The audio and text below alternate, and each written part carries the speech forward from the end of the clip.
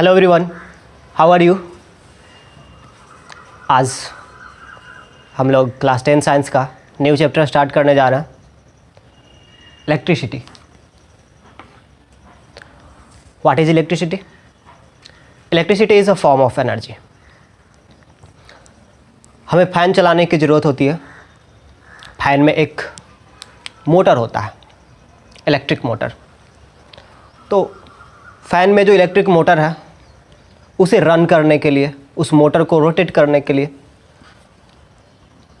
Mechanical energy की ज़रूरत होती है। और ये मैकेनिकल एनर्जी कहाँ से आता है?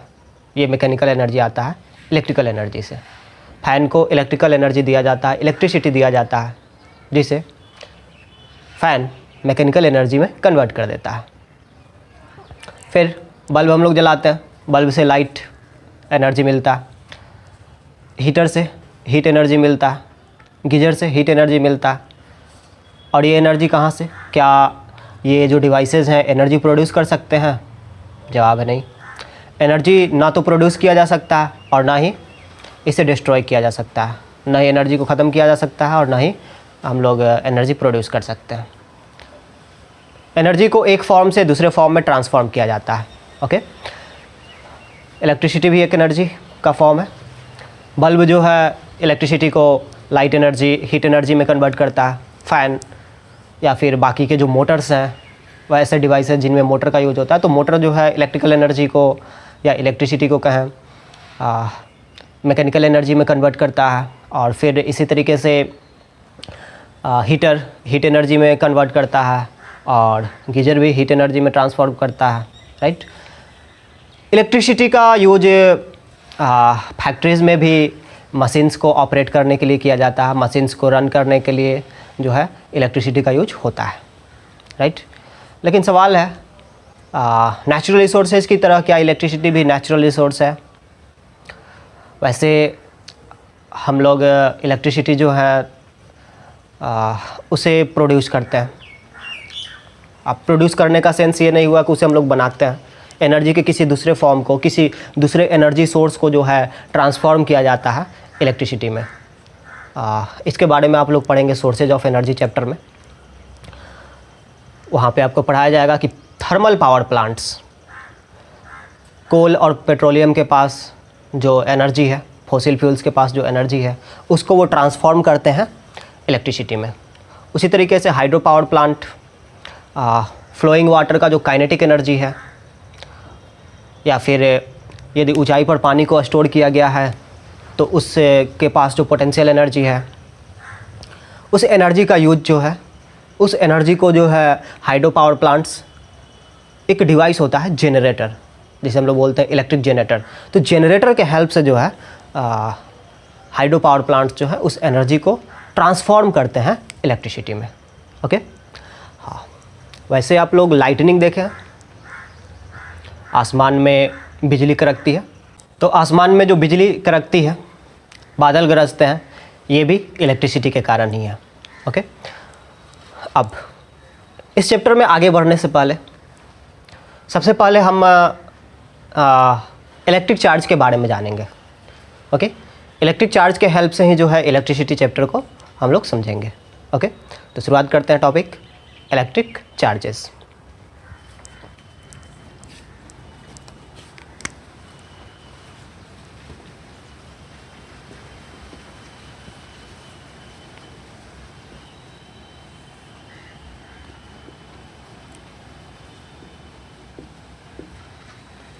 आप जानते हैं मैटर के पास मास होता है और इसके पास अपना वॉल्यूम होता है। मतलब ये कुछ स्पेस ऑक्यूपाई करता है।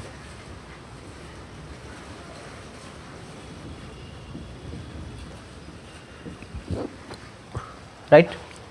मैटर के पास अपना मास होता है और इसके पास अपना वॉल्यूम होता है। कहने का मतलब ये जगह छेकता है, स्पेस ऑक्यूपाई करता है। ओके। मास मैटर का इंट्रिंसिक प्रॉपर्टी है। मास मैटर का किस तरह का प्रॉपर्टी है?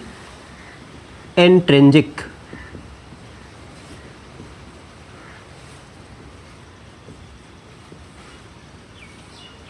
ऐसा प्रॉपर्टी जो किसी सबस्टांस के पास ऑटोमेटिक है, उसके पास पहले से हो, कोई और फैक्टर उसके लिए रिस्पॉन्सिबल नहीं हो, उसे हम लोग कहते हैं इंट्रिंसिक प्रॉपर्टी। वही दूसरी ओर आप देखिए जरा, वेट।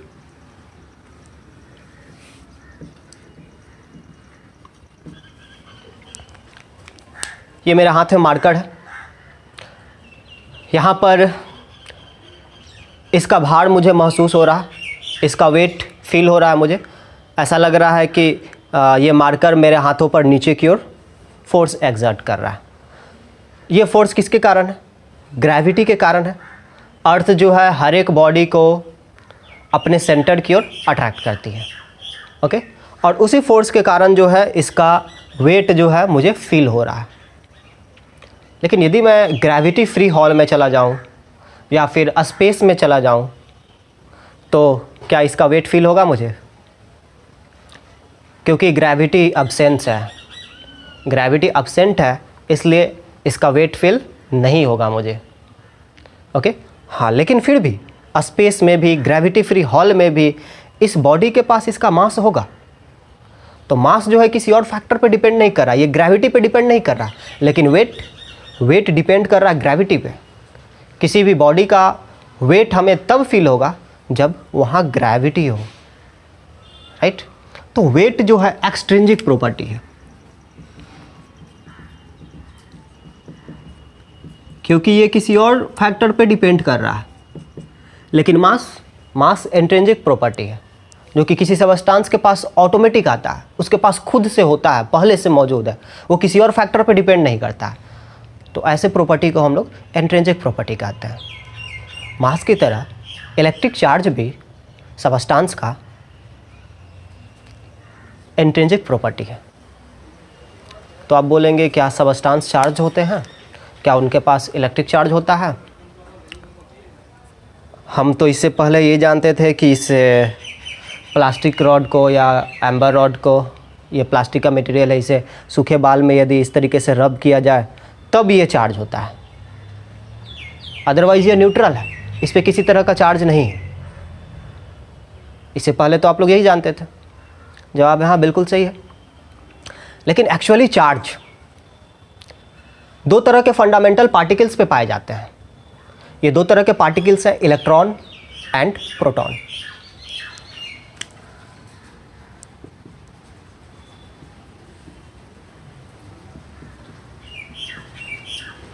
एक और फंडामेंटल पार्टिकल है न्यूट्रॉन, ओके। लेकिन न्यूट्रॉन पर चार्ज नहीं पाया जाता, इलेक्ट्रॉन और प्रोटॉन पे चार्ज पाया जाता है। क्या इलेक्ट्रॉन और प्रोटॉन पे चार्ज हमेशा होता है, या किसी फैक्टर के प्रेजेंस में इलेक्ट्रॉन पे चार्ज दिखता है, या किसी दूसरे फैक्टर के प्रेजेंस में प्रोटॉन पे चार्ज दिखता है? जवाब है जी नहीं। जिस तरीके से मास किसी मैटर के पास, किसी पार्टिकल के पास, किसी ऑब्जेक्ट के पास हमेशा मौजूद होता है, वो किसी और फैक्टर पे डिपेंड नहीं करता, उसी तरीके से इलेक्ट्रॉन का चार्ज भी उसके पास हमेशा होता है। इलेक्ट्रॉन के पास चार्ज है, ये उसका इंट्रिंसिक प्रॉपर्टी है, हमेशा है, वो किसी और फैक्टर पे डिपेंड नहीं कर रहा।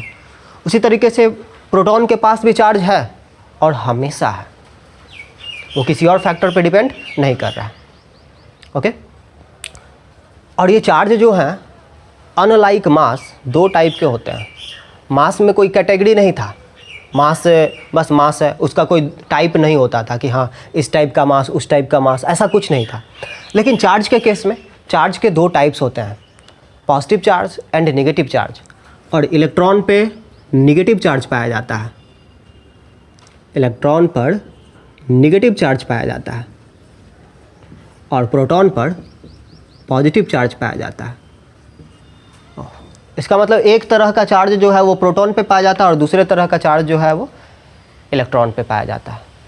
और मज़े की बात ये है कि ये दोनों टाइप के चार्जेस जो हैं एक दूसरे के इफ़ेक्ट को नलीफाई कर सकते हैं। ये दोनों टाइप के चार्ज, पॉजिटिव चार्ज और नेगेटिव चार्ज जो है एक दूसरे के इफ़ेक्ट को नलीफाई कर सकते हैं। चार्ज का इफ़ेक्ट, इसका मतलब क्या हुआ? याद कीजिए, आप लोग ये एक्सपेरिमेंट किए होंगे या पढ़े होंगे कि इस पेन को यदि ड्राई हेयर में इस तरीके से रब किया जाए और उसके बाद जो है इसे अस्ट्रा के पास ले जाया जाए या फिर पेपर के छोटे छोटे पीसेज करके उसके पास हम लोग ले जाएं तो अट्रैक्ट करता है। यही तो है चार्ज का इफेक्ट। इलेक्ट्रिक चार्ज के कारण यदि किसी बॉडी के पास इलेक्ट्रिक चार्ज आ जाता है तो ये किसी दूसरे चार्ज को अट्रैक्ट कर सकता है, पेपर पीसेज को अट्रैक्ट करता है, राइट।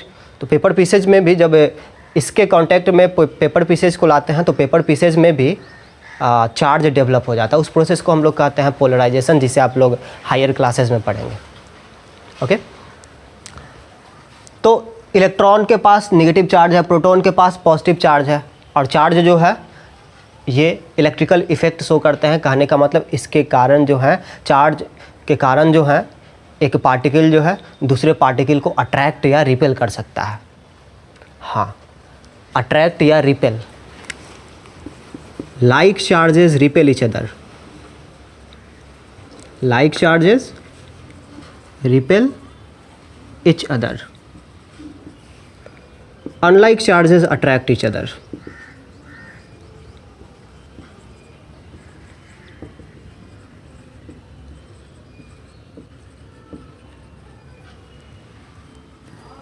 अब ध्यान दीजिएगा, मैंने लिखा है like charges repel each other. इसका मतलब ये मत समझ लीजिए कि चार्ज खुद में अपने आप में एक पार्टिकल है, नहीं नहीं। चार्ज प्रॉपर्टी है, किसका प्रॉपर्टी है? इलेक्ट्रॉन का प्रॉपर्टी है। ओके, चार्ज प्रॉपर्टी है, किसका प्रॉपर्टी है? प्रोटॉन का प्रॉपर्टी है। ओके, चार्ज अपने आप में कोई पार्टिकल नहीं है, ठीक है। अब यहाँ हम लोग कह रहे हैं चार्जेस, तो इसका मतलब चार्ज्ड पार्टिकल्स। चार्जेस कहने का मतलब चार्ज्ड पार्टिकल्स, ऐसे पार्टिकल्स जिनके पास चार्ज हो, राइट। हाँ, तो like charges repel each other मतलब पॉजिटिव चार्ज को रिपेल करेगा। सपोज इस बॉडी पर भी पॉजिटिव चार्ज है और इस बॉडी पर भी पॉजिटिव चार्ज है, तो इन दोनों के बीच रिपल्सन होगा। ये दोनों एक दूसरे को धक्का देंगे। जब इन्हें नज़दीक लाने का कोशिश किया जाएगा तो ये विरोध करेंगे। सपोज ये दोनों निगेटिव है तो भी इनके बीच रिपल्सन होगा, लेकिन यदि एक पॉजिटिव है और एक निगेटिव है तो इनके बीच अट्रैक्शन होगा। ये दोनों एक दूसरे की ओर, ठीक है, खींचेंगे। ओके, तो याद रखेंगे like charges repel each other and unlike charges attract each other. Okay, now charge का ऐसा यूनिट होता है कूलॉम।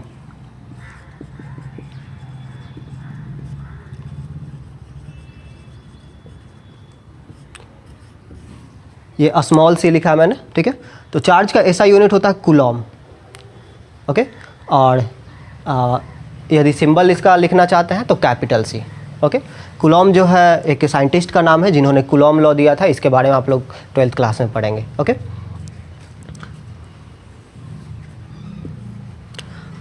एक इलेक्ट्रॉन पे चार्ज होता है नेगेटिव और कितना 1.6 × 10⁻⁻19 कूलॉम। एक प्रोटॉन पे चार्ज होता है पॉजिटिव और कितना 1.6 × 10⁻⁻19 कूलॉम। तो दोनों पे चार्ज का मैग्नीट्यूड सेम है 1.6 × 10⁻⁻19 कूलॉम, लेकिन इस पे पॉजिटिव चार्ज है और इस पे नेगेटिव चार्ज है। दोनों पे चार्ज का जो टाइप है वो डिफरेंट है। और ध्यान रहे क्या बताया था मैंने, ये दोनों चार्जेस एक दूसरे के इफेक्ट को नलीफाई कर सकते हैं। यदि किसी बॉडी के पास इक्वल अमाउंट में पॉजिटिव चार्ज भी हो और नेगेटिव चार्ज भी हो, यदि किसी बॉडी के पास इक्वल अमाउंट में पॉजिटिव चार्ज भी हो और नेगेटिव चार्ज भी हो, तब उस बॉडी का नेट चार्ज 0 होगा, क्योंकि वो किसी तरह का इलेक्ट्रिकल इफेक्ट शो नहीं करेगा। यानी वो किसी दूसरे बॉडी को, किसी दूसरे चार्ज्ड बॉडी को अट्रैक्ट या रिपेल नहीं करेगा। ओके, यदि किसी बॉडी के पास इक्वल अमाउंट्स में, इक्वल मैग्नीट्यूड में पॉजिटिव और नेगेटिव दोनों चार्जेज हो, तो वो न्यूट्रल बॉडी है, उसका नेट चार्ज 0 है। ओके, और ऐसा ही होता है हर एक सबस्टांस के साथ। ये मार्कर अभी चार्ज नहीं है, इसका मतलब क्या है, इसमें पॉजिटिव और नेगेटिव चार्जेस इक्वल अमाउंट में है। मतलब इसके पास पॉजिटिव और नेगेटिव चार्जेज का एक परफेक्ट बैलेंस है। ओके, कैसे ये परफेक्ट बैलेंस हुआ? देखिए, तो एक इलेक्ट्रॉन पे जितना चार्ज होता है उतना ही एक प्रोटॉन पे चार्ज होता है। इक्वल पोलरिटी का, पोलरिटी मतलब types of charges. Okay, positive charge, negative charge, जिसे हम लोग बोलते हैं पोलरिटी, ठीक है। तो एक इलेक्ट्रॉन और प्रोटॉन के पास जो है इक्वल मैग्नीट्यूड का चार्ज है, लेकिन अपोजिट पोलरिटी का। और ये एक दूसरे के इफेक्ट को नलीफाई कर सकते हैं। इस सबस्टांस में जितने अमाउंट में इलेक्ट्रॉन है, जितने सारे इलेक्ट्रॉन्स हैं, उतने ही सारे इसमें प्रोटॉन्स भी हैं, और इस कारण से इसके पास पॉजिटिव और नेगेटिव चार्जेस का एक परफेक्ट बैलेंस है। ओके,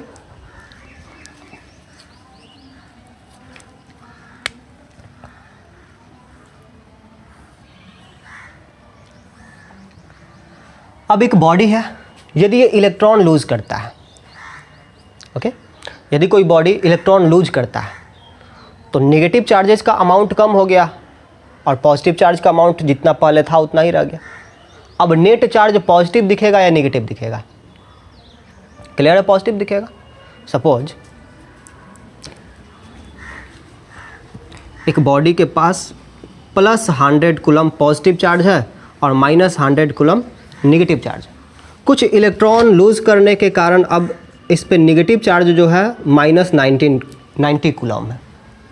तो अब नेट चार्ज कितना हुआ? इन दोनों को यदि आप सम अप करेंगे तो आपको क्या मिलेगा? Plus 10 coulomb. तो यदि कोई सबस्टांस इलेक्ट्रॉन लूज करता है तब उस पर पॉजिटिव चार्ज होता है।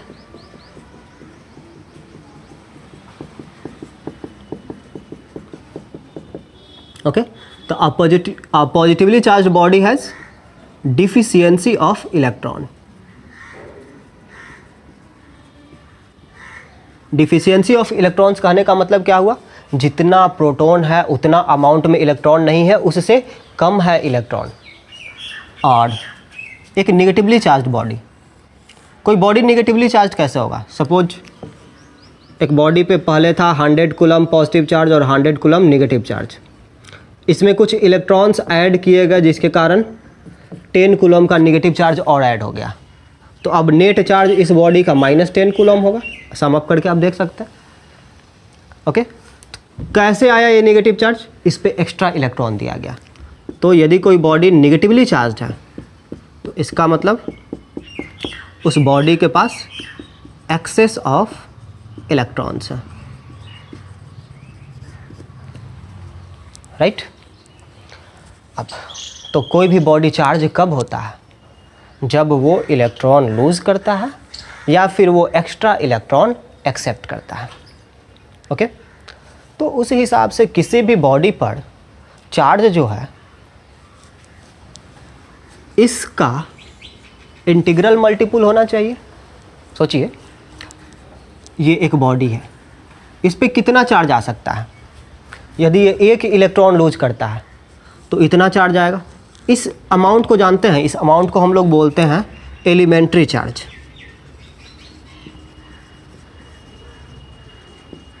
और इसे डिनोट करते हैं ई से। तो आज के बाद हम लोग ये अमाउंट जो है 1.6 × 10⁻⁻19 कूलम, जो कि एक इलेक्ट्रॉन या एक प्रोटॉन पे पाया जाता है, इसे हम लोग ई से डिनोट किया करेंगे और इसे कहते हैं एलिमेंट्री चार्ज।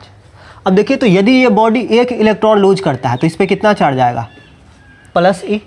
यदि ये बॉडी 2 इलेक्ट्रॉन लूज करता है तो इस पर कितना चार्ज आएगा? Plus 2e। यदि ये 100 इलेक्ट्रॉन्स लूज करता है तो प्लस 100e। यदि एक बॉडी 10 इलेक्ट्रॉन्स गेन करता है, एक्सेप्ट करता है, तो कितना चार्ज आएगा? एक इलेक्ट्रॉन एक्सेप्ट करता है तो एक इलेक्ट्रॉन पे जितना चार्ज होता है उतना नेगेटिव चार्ज आता है। इसने 10 इलेक्ट्रॉन एक्सेप्ट किया इसलिए -10e। यदि 90 इलेक्ट्रॉन्स एक्सेप्ट करे तो -90e। इस तरीके से तो किसी भी बॉडी पर जो चार्ज है वो ई का, यानी कि इस मैग्नीट्यूड का इंटीग्रल मल्टीपल होगा। ओके, और कोई भी बॉडी चार्ज क्यों होता है? ट्रांसफ़र ऑफ इलेक्ट्रॉन्स के कारण। एक बॉडी को दूसरे बॉडी के साथ इस तरीके से रब करता है। ओके, तो किसी एक बॉडी से दूसरे बॉडी पे इलेक्ट्रॉन ट्रांसफ़र हो जाता है। इलेक्ट्रॉन्स जो है एनर्जी गेन करके जो है वो किसी एक बॉडी के सरफेस को छोड़ करके दूसरे बॉडी पे चले जाते हैं। ओके, इसे हम लोग बोलते हैं ट्रांसफ़र ऑफ इलेक्ट्रॉन्स। तो जिस बॉडी ने इलेक्ट्रॉन लूज़ किया है उस पर पॉजिटिव चार्ज, और जिस बॉडी ने इलेक्ट्रॉन एक्सेप्ट किया है उस पर नेगेटिव चार्ज आ जाता है। क्लियर? तो हम कह सकते हैं कि किसी भी बॉडी पर चार्ज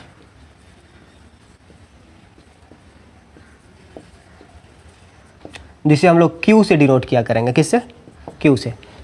किसी भी बॉडी पर चार्ज जो है उस चार्ज को हम लोग Q से डिनोट किया करेंगे। ओके, ये होगा Ne के इक्वल, जहाँ पर N क्या है 0 1 2 3 पॉजिटिव नेगेटिव कोई भी, यानी इंटीजर्स है। Okay, any problem? तो किसी भी बॉडी के पास जो चार्ज है वो E का इंटीग्रल मल्टीपल होगा। क्लियर? अब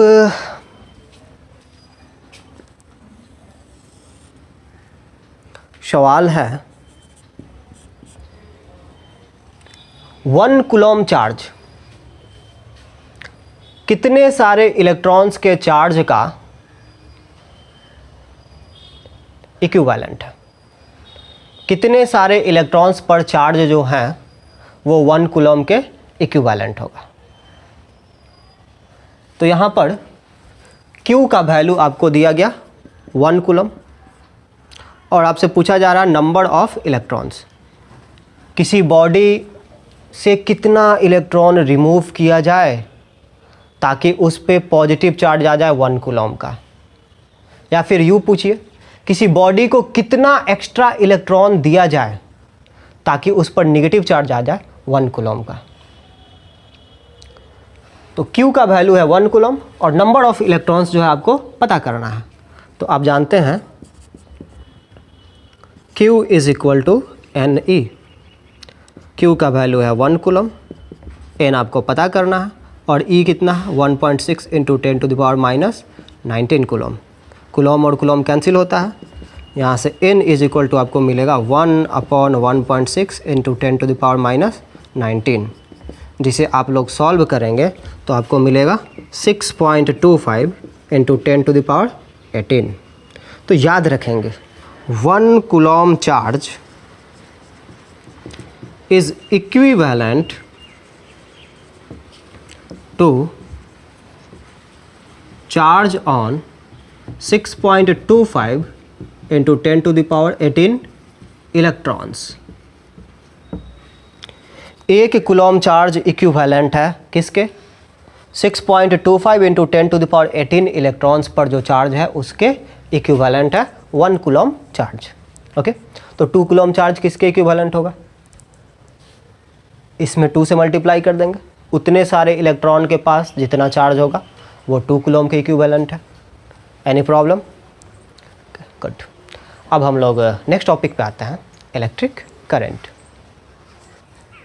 एक डायलॉग आप लोग याद कीजिएगा, if there is electricity there are flowing charges.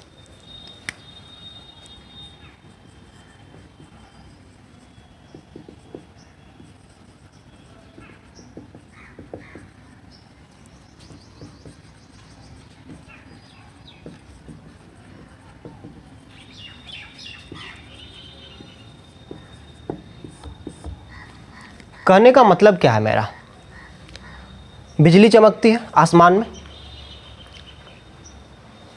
तो वहाँ पर इलेक्ट्रिसिटी है, और यदि इलेक्ट्रिसिटी है बादलों के बीच आप देखे होंगे बिजली चमकती है, यानी वहाँ इलेक्ट्रिसिटी है। वहाँ इलेक्ट्रिसिटी इसलिए है क्योंकि वहाँ पर बादलों के बीच चार्जेस फ्लो कर रहे हैं, चार्ज एक जगह से दूसरे जगह फ्लो कर रहे हैं वायर्स में। एक वायर को बस यूं ही रख दिया जाए, क्या उसमें इलेक्ट्रिसिटी है? यदि ये बैटरी से कनेक्टेड नहीं, यदि एक वायर बैटरी से कनेक्टेड नहीं है तो उसमें इलेक्ट्रिसिटी नहीं है। सपोज एक सर्किट में बल्ब रखा गया, बल्ब कनेक्ट किया गया एक सर्किट में और बल्ब ग्लो नहीं कर रहा, इसका मतलब इलेक्ट्रिसिटी नहीं है। ओके, अब यदि कहा जाए कि इलेक्ट्रिसिटी है, सपोज बल्ब ग्लो करने लगे, तो आप क्या कहेंगे? इलेक्ट्रिसिटी है। इलेक्ट्रिसिटी है इसका मतलब क्या हुआ? बल्ब के फिलामेंट से या फिर कहिए बल्ब से चार्जेस फ्लो कर रहे हैं।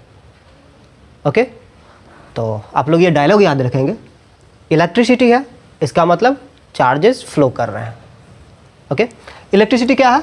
एनर्जी का एक फॉर्म है, और जब इस टाइप का एनर्जी कहीं एग्जिस्ट करता है तो वहाँ पे चार्ज का फ्लो होता है। राइट। यदि किसी वायर में इलेक्ट्रिसिटी का फ्लो हो रहा है, यदि किसी वायर में इलेक्ट्रिसिटी है, राइट, तो उस वायर में चार्जेस फ्लो कर रहे हैं। ओके। यदि बल्ब में इलेक्ट्रिसिटी है, मतलब बल्ब ग्लो कर रहा है, तो बल्ब के फिलामेंट से या कहिए बल्ब से चार्जेस का फ्लो हो रहा है। ओके। ऐसे भी आप कह सकते हैं फ्लोइंग चार्जेस कॉन्स्टिट्यूट इलेक्ट्रिसिटी,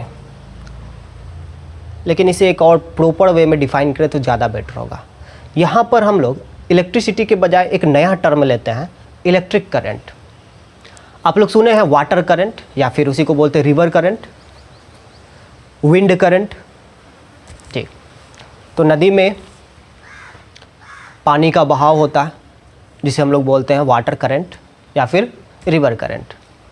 उसी तरीके से यदि कंडक्टर में चार्जेस का फ्लो हो तो उसे हम लोग इलेक्ट्रिक करंट कहते हैं।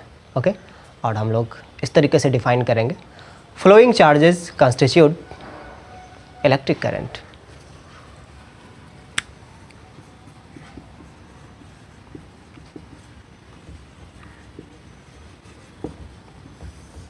What is electric current?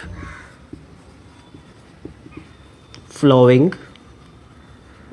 charges constitute electric current।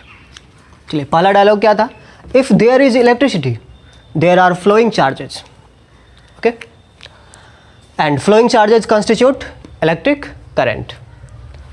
चलिए, इस डिफिनीशन को हम लोग कहेंगे इलेक्ट्रिक करंट का क्वालिटेटिव डिफिनीशन।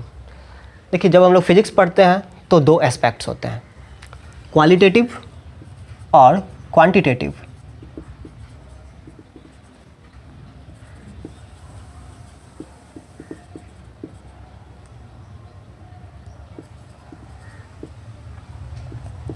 तो डिफिनीशन, डिस्क्रिप्शन, इसे हम लोग कहते हैं क्वालिटेटिव एस्पेक्ट। और अमाउंट यदि बताने चले हम लोग, ओके, उसे मैथमेटिकली एक्सप्रेस करें और अमाउंट बताएं तो उसे कहा जाता है क्वांटिटेटिव एस्पेक्ट। तो चलिए, डिस्क्रिप्शन तो हमने दे दिया, flowing charges constitute electric current, but how much current is flowing. Okay, तो इसके लिए हम लोग इसका क्वांटिटेटिव डिफिनीशन देंगे। क्या है quantitative definition? Rate of flow of charges. देखिए, चार्जेस कहने का मतलब है इलेक्ट्रिक चार्जेस। ओके, तो rate of flow of charges is called electric current. और याद रखेंगे आप लोग, इलेक्ट्रिक करंट को डिनोट करने के लिए हम लोग नोटेशन यूज करते हैं आई। थोड़ा देर पहले मैंने बताया था, चार्ज को डिनोट करने के लिए हम लोग नोटेशन यूज करते हैं क्यू, और इलेक्ट्रिक करंट को डिनोट करने के लिए नोटेशन यूज करते हैं आई। ओके, अब डिफिनीशन तो हमने देखा, इससे समझते हैं what do you mean by rate. Okay, देखिए, जब आप लोग फिजिक्स पढ़ रहे हैं तो रेट का मतलब होता है टाइम रेट, मतलब टाइम के रिस्पेक्ट में। Rate of flow of charges कहने का मतलब charge flowing per unit time. ओके, rate of flow of charges कहने का मतलब क्या? Charge flowing per unit time. Unit time में जितना चार्ज फ्लो कर रहा है उसे हम लोग कहेंगे इलेक्ट्रिक करंट। ये है रेट का मतलब। ओके, अब कहाँ से फ्लो कर रहा है, कैसे फ्लो कर रहा है? तो जाहिर सी बात है, चार्ज का फ्लो जो है कंडक्टर से होता है। वायर्स आप लोग जानते हैं, कॉपर के बने होते हैं या एल्यूमिनियम के बने होते हैं, वो क्या है? कंडक्टर्स हैं। हालांकि इसके बारे में और एक्सप्लेन करूंगा मैं आगे, ठीक है। तो चलिए, एक कंडक्टर मैं कंसीडर करता हूँ, ये रहा एक कंडक्टर।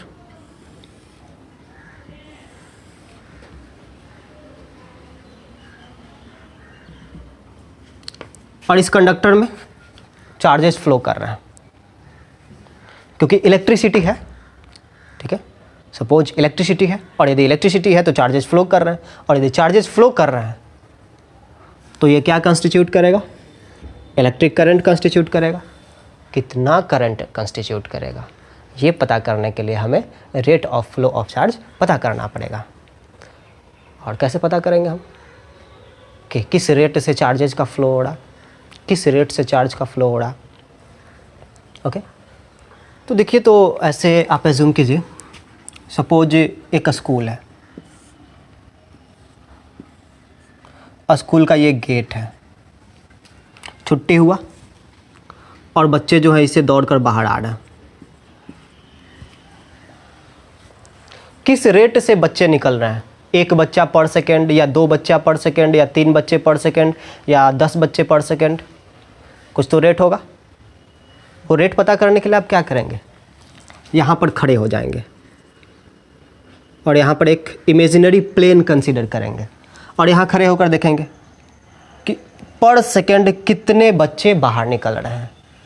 या फिर एक टाइम इंटरवल ले लेंगे, सपोज 1 मिनट का आपने टाइम ले लिया। अब घड़ी में स्टॉप वॉच में जो है आप 1 मिनट का टाइमर सेट कर देते हैं, टाइमर 1 मिनट का सेट कर देते हैं और यहाँ से बच्चों को निकलते हुए देखते हैं और काउंट करते जाते हैं, 1 बच्चा, 2 बच्चा, 3 बच्चा, 4 बच्चा, 10 बच्चा, 25 बच्चा, इस तरीके से आप काउंट करते जा रहे हैं। और स्टॉप वॉच टिक टिक शुरू करता है, यानी 1 मिनट रुक गया, 1 मिनट हो गया। यदि 1 मिनट हो गया तो आप गिनना, काउंट करना बंद कर देते हैं। सपोज आपको पता चला कि टोटल 80 बच्चे जो हैं, 80 बच्चे यहाँ से बाहर निकलते हैं, तो 1 मिनट में 80 बच्चे, यानी 60 सेकंड में 80 बच्चे।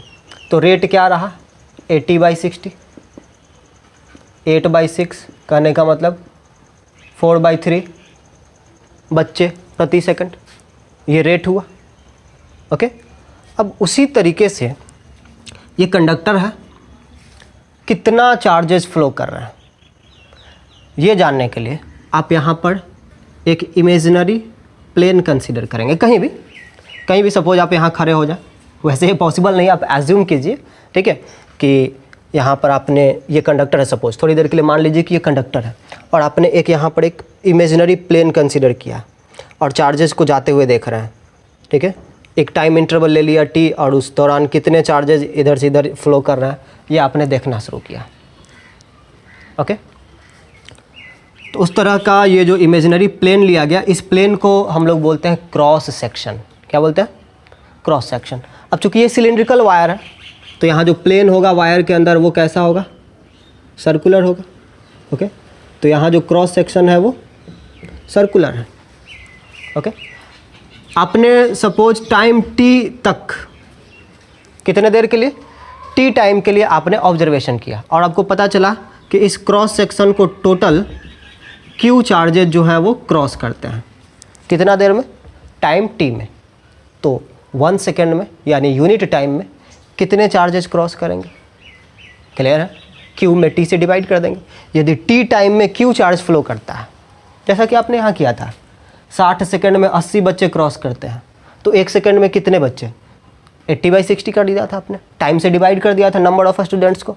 उसी तरीके से यदि टाइम t में q चार्जेस फ्लो करते हैं, तो आप यूनिट टाइम में कितना चार्ज फ्लो किया ये पता करने के लिए टाइम से डिवाइड कर देंगे। तो आपने चार्ज में टाइम से डिवाइड कर दिया, ये मिला आपको rate of flow of charge, ये मिला आपको rate of flow of charge. और rate of flow of charge को आप लोग क्या कहेंगे, इलेक्ट्रिक करंट। अब थोड़ा सा यहाँ पर हमें सुधार करना होगा। ये असल में है net charge flowing, net charge flowing. अब ये नेट आगे लगाने का मतलब क्या हुआ, नेट आगे लगाने का मतलब क्या हुआ। अच्छा, आइए वापस स्कूल के गेट पे। मान के चलिए कुछ बच्चे जो है बाहर निकल रहे हैं और कुछ बच्चे अंदर जा भी रहे हैं, तब आप क्या करेंगे, तब बाहर जितने बच्चे निकलते हैं उन्हें आप पॉजिटिव नंबर्स से इंडिकेट करेंगे और जो लोग अंदर जाते हैं उन्हें आप नेगेटिव नंबर से इंडिकेट करेंगे। तो सपोज यहाँ से 90 बच्चे बाहर निकलते हैं तो +90 और 10 बच्चे इंटर करते हैं -10, टोटल कितने बच्चे, 80 बच्चे। इस तरीके से नेट नंबर ऑफ स्टूडेंट्स आपने पता किया। अब यहाँ भी आइए, सपोज इस डायरेक्शन में कुछ चार्जेस फ्लो करते हैं और कुछ चार्जेस इस डायरेक्शन में फ्लो करते हैं। किसी एक डायरेक्शन को आप पॉजिटिव डायरेक्शन मानेंगे ओके, और दूसरे डायरेक्शन को नेगेटिव। तो उस डायरेक्शन में सपोज इसे आपने पॉजिटिव मान लिया, तो इस डायरेक्शन में जितने भी चार्जेस जा रहे होंगे उन्हें आप पॉजिटिव नंबर से इंडिकेट करेंगे, और जो अपोजिट डायरेक्शन में आ रहे होंगे उन्हें नेगेटिव से। अब इन दोनों का जो सम होगा उसी को कहा जाएगा नेट चार्ज। Any problem? ठीक है, तो net charge flowing per unit time is called electric current. यह था इलेक्ट्रिक करंट का क्वांटिटेटिव डिफिनीशन। अब ऐसा यूनिट क्या होता है इलेक्ट्रिक करंट का? इलेक्ट्रिक करंट का ऐसा यूनिट है एम्पियर। अगेन एम्पियर भी एक साइंटिस्ट का नाम है, ध्यान देंगे यहाँ, चूँकि ये साइंटिस्ट का नाम है इसलिए इसे आप स्मॉल लेटर से, यदि एक साइंटिस्ट के नाम को ऐसा यूनिट के रूप में यूज किया जाता है तो उसका पहला लेटर स्मॉल ही होना चाहिए। यदि आप इस तरीके से लिखते हैं AMPERA तो ये एक नाम हुआ, और यदि इस तरीके से लिखते हैं तो ये यूनिट हुआ। ओके, हाँ, लेकिन जब इसे डिनोट करना होगा, इसका सिंबल यूज करेंगे, तो सिंबल में हम लोग कैपिटल A लिखते हैं। ठीक है, तो इलेक्ट्रिक करंट का ऐसा यूनिट है एम्पियर। इलेक्ट्रिक करंट का ऐसा यूनिट है एम्पियर, और 1 एम्पियर इक्वल क्या होना चाहिए? देखिए तो electric current I is equal to charge by time. Charge का ऐसा यूनिट होता है कूलॉम, और टाइम का ऐसा यूनिट होता है सेकंड। तो 1 एम्पियर इज इक्वल टू हो गया 1 कूलॉम पर सेकंड। ये भी आप लोग याद रखेंगे। यदि किसी कंडक्टर से, या यूँ कहिए यदि किसी बल्ब से 1 एम्पियर का करंट फ्लो कर रहा है, इसका मतलब क्या हुआ? इसका मतलब ये हुआ कि उस बल्ब से पर सेकंड 1 कूलॉम चार्ज फ्लो कर रहा है। ओके, पर सेकंड 1 कूलॉम चार्ज जो है उस बल्ब से पास कर रहा है। Clear? So 1 ampere is that amount of current, that amount of electric current which is constituted by flow of 1 coulomb charge per second. Okay, तो ये था इलेक्ट्रिक करंट का डिफिनीशन। अब जो है इलेक्ट्रिक करंट के कॉन्सेप्ट को हम लोग थोड़ा और क्लियर करते हैं कुछ न्यूमेरिकल्स के हेल्प से। ओके, तो क्वेश्चन पे आप लोग ध्यान देंगे। A current of 0.5 ampere is flowing through a bulb, how much electric charges passes through the bulb in 5 minute. एक बल्ब में कितना करंट है? 0.5 एम्पियर का। तो इस बल्ब से 5 मिनट में टोटल कितना चार्ज पास कर जाता है, ये आपको बताना है। तो देखिए क्वेश्चन में क्या दिया है, आपको बताया गया है कि करंट जो है वो है 0.5 एम्पियर का। तो सपोज यदि यहाँ कोई खड़ा होकर के चार्जेस को देखे 5 मिनट तक, और उससे पूछा जाए कि बताओ तो 5 मिनट में कितने सारे चार्जेस फ्लो किए यहाँ से, तो उसका जवाब किसके इक्वल होना चाहिए? आपने बताना है आपको चार्ज। ठीक है, टाइम दिया गया है उसे 5 मिनट। 5 मिनट का मतलब क्या हुआ? 5 × 60 सेकंड यानी 300 सेकंड। ओके, बताना है चार्ज। तो देखिए तो current I is equal to Q/T, और आपको करंट पता है, टाइम पता है, चार्ज कैलकुलेट करना है, तो Q इक्वल आप लोग लिखेंगे IT। I का वैल्यू है 0.5 एम्पियर, और टाइम कितना है? टाइम है 300 सेकंड। देखिए 1 एम्पियर का मतलब क्या होता है? 1 ampere is equal to 1 coulomb per second. तो 0.5 एम्पियर का मतलब यही हुआ 0.5 Coulomb per second into 300 second. Second और सेकेंड कैंसिल होता है। 0.5 × 300 आपको मिलेगा 150 कूलॉम, जो कि चार्ज का यूनिट है। तो 5 मिनट में इस बल्ब से कितना चार्ज फ्लो करता है, कितना चार्ज पास करता है? वो है 150 कूलॉम। ओके, तो आज आपको दिया गया इलेक्ट्रिक करंट का कंप्लीट कॉन्सेप्ट। इलेक्ट्रिक चार्ज के बारे में भी आप लोगों ने जाना और इलेक्ट्रिक करंट के बारे में भी जाना। ओके, अगले दिन हम लोग कंडक्टर्स के बारे में जानेंगे। ओके, और फिर इलेक्ट्रिक सर्किट्स पढ़ेंगे। तो आज की क्लास में इतना ही। Thank you.